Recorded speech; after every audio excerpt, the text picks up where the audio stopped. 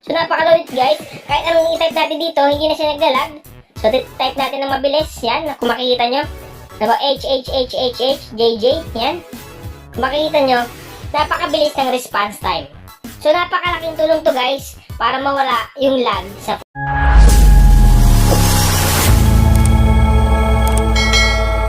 kasi yung napaka-legit na application na makakatulong para ma-repair o maayos yung mga lag sa screen ng phone nyo. So una natin gagawin guys, punta tayo sa Play Store. Click lang natin tong Play Store. Then pag na-click na natin yung Play Store, punta tayo sa search engine ng Play Store. So click natin tong search engine. Then pag na-click na natin yung search engine, i-type natin yung touchscreen repair. So yun guys, yung isi-search natin, touchscreen repair. Search lang natin, then automatic lalabas kagad yung result. So ayan siya sa pinakaunahan, click lang natin yan. Yan guys yung ida-download natin sa Google Play Store, touchscreen repair. Yung creator niyan guys ay Red5 Apps. Ngayon guys, kung makikita nyo, meron na siyang 10 million plus download. So napakarami na nang download sa kanya. Ibig sabihin lang talaga guys, malupit tong application. Then meron na rin siyang 4.6 stars, 403k reviews. Napakarami na ng reviews niya. At kung makikita nyo guys yung ratings niya, 4.6, so malapit na sa 5. Ibig sabihin lang guys, legit na legit talaga yung application kasi maraming nagre-rate sa kanya. At kung magbabasa naman kayo ng mga comments and reviews, halos puro positive comments yung mababasa nyo. Katibayan lamang yan guys na talagang satisfied lahat ng nagda-download nitong application. Ang una natin gagawin, kailangan muna natin i-download at i-install yung application na touchscreen repair. Then pag na-download na natin at na-install, huwag muna kayo mag-skip sa video kasi tuturo ko sa inyo step by step kung paano gagawin para ma-repair natin yung touchscreen ng cellphone nyo para hindi na siya mag-lag, para maging mabilis na yung response time niya na once na mag-click tayo ng mga letters or numbers, lalabas kagad. And guys, may ginawa akong actual video para mas madali nyo maintindihan at masundan yung mga steps na gagawin natin para magawa yung tricks na to.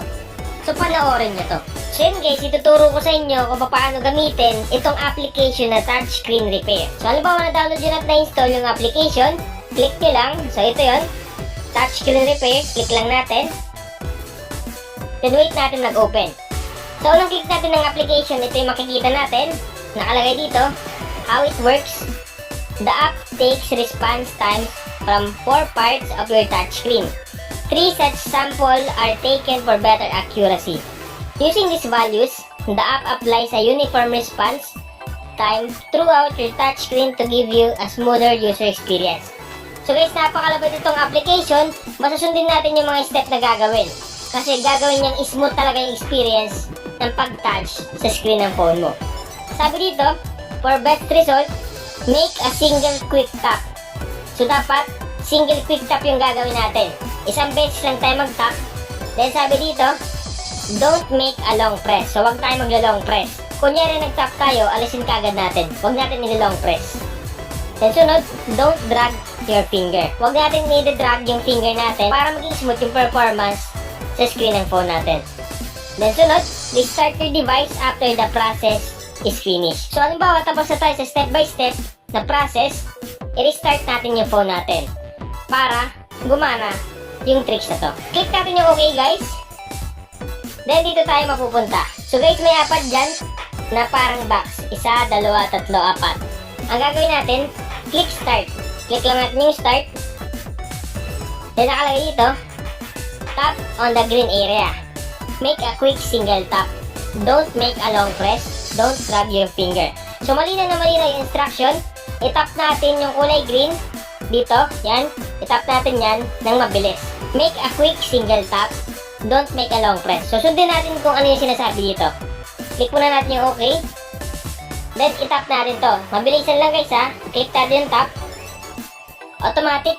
Please wait. Preparing area 2 for sample 1 response time collection. So dito naman tayo magta-tap.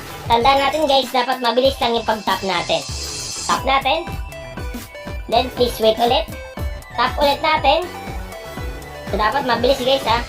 Click ulit natin to. Tap. Then please wait. Then guys, click ulit natin yung tap. Mabilisan lang. Then wait natin. So ganun lang guys kasimple. Sundin lang natin yung pag-tap ng mabilis at huwag natin na long press. para maging effective talaga na bumilis at maging smooth yung performance ng phone natin at hindi na siya mag-lag. Ganun lang, napakasimple. Natin yung tap, then please wait. So bali naka-apat na tayo, second round na to. Guys, click ulit natin yung tap. So bali 4 lang guys, paulit-ulit lang yan. Pero hindi natin alam, may impact talaga yan sa ating cellphone. Once na tinap natin yan at sinunod natin yung tama, bibilis talaga yung performance ng phone natin. Kasi ito guys, parang sinusubukan niya yung response ng ating pagpindot. Kung mapapansin nyo pag nag-tap tayo, automatic, nag-please wait, nagdo-loading kagad siya. Kasi nga, yung response time, mababa. Then, Tecno Mobile Limited Tecno NC7 Android version 11, calculating reduced response time. So, applying new uniform response type. So yun guys, sabi dito, success. Your touchscreen response time has been reduced by 5 ms. What this means? Sabi dito, your touchscreen will respond better to touch. Touch lags are reduced. Typing on your keypad has become easier. We recommend you restart the device for best result. So napakalapit guys, sabi dito, okay na daw yung touchscreen natin. So mas smooth na pagpipindot tayo, wala nang lag pag nagtatype tayo sa keyboard. Di ba nagtatext tayo o nagtatype tayo ng message sa messenger, hindi na siya madedelay yung mga letters. So ang gagawin natin guys, i-restart natin para mabilis na at hindi na maglalag yung phone natin. So i-restart natin, long press lang natin yung power button, then restart. So wait natin mag-restart yung phone natin. So guys, ganun lang kasimple at kadali. So yun guys, na-restart ko na yung phone. Antayin natin mag-reboot ng maayos. So yan, bilang tayo ng 10 seconds bago natin pindutin. 1, 2, 3, 4, 5, 6, 7, 8, 9, 10. Ngayon guys, subukan natin kung bumilis nga ba talaga i-touch yung screen ng phone natin. So yun guys, kung makikita nyo, napaka-smooth na ng performance ng aking cellphone. Mabilis na siya, hindi na siya katulad ng dati na pag nag-scroll down ako, sumasabit-sabit siya. Ngayon, para masubukan natin na hindi na siya delay sa pag-type, punta tayo sa message. So ngayon guys, nandito na tayo sa message. Subukan natin mag-type. Titingnan natin kung delay pa siya once na nag-type na tayo ng word or number. So try natin mag-type. Kunyari, hello. Pag masdan nyo guys, magta-type ako H. So yan, kung makikita nyo, kada type ko, lumalabas kaagad sa screen yung tinatype natin. So napakalulit guys, kahit anong i-type natin dito, hindi na siya naglalag. So type natin na mabilis, yan, kung makikita nyo. So H, J, J, yan. Kung makikita nyo, napakabilis yung tulong to guys, para mawala yung lag sa phone nyo. So sana guys, nakatulong tong vlog ko ngayon. Once again, Maxfix TV, thank you and have a good time.